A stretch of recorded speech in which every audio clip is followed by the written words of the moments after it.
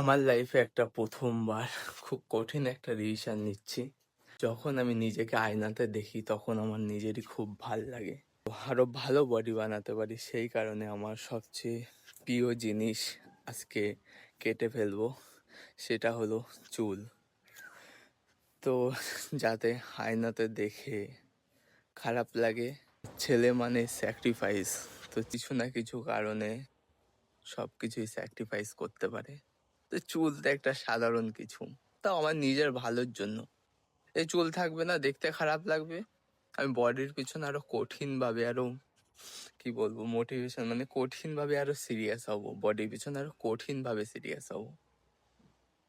তো এর জন্য চুলটা কেটে ফেলছি। আলবিদা, আবার 6 মাস পর দেখা হচ্ছে। চুল টাটা।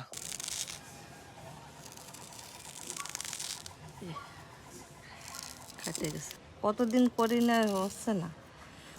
এই যে কত সুন্দর হচ্ছে আস্তে আস্তে, তখন যতক্ষণ না আরে গুতোচ্ছিলে তুমি, টানছিলে, হেসরোচ্ছিলে তাড়াতাড়ি করার জন্য। একটু ই নিয়ে আয় তো, ও থাক, কাটুক।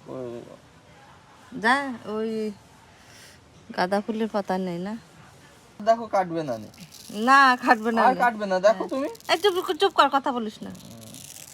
কি মোটা মোটা চুল। টাক হচ্ছে আর আমাকে পড়তে দিয়ে আসতে হয়। এবার টাক হলে আর কোনো মেয়ে ওর দিকে তাকাবে না, আমারও কোনো কথা বলা লাগবে না, কাউকে কোনো কৈফিয়ত দেওয়া লাগবে না, ভালোই হবে, নজর দেবে না।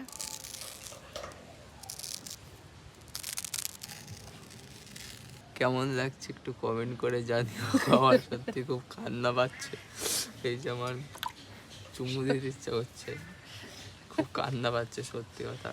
চোখের দিয়ে জল বেরোবে বেরোবে ভাব। স্যাক্রিফাইস। আরে ধারা শ্বাস। দাদা মনে হচ্ছে না কান্না আলবিদা। করবে। আবার 4 মাস পরে চুল তোমাদের সঙ্গে দেখা হবে। 4 মাসের আগে উঠে যাবে, তো তো তাড়াতাড়ি বাড়ে। দাদা টাক হয়ে গেছে, ঠিক আছে, থেমে গেছে টিমার। তাহলে কেমন মোটা চুল। এখন থেকে দাদাকে কমেন্টে কি ডাকবে বলো তো? টেকো ভাই।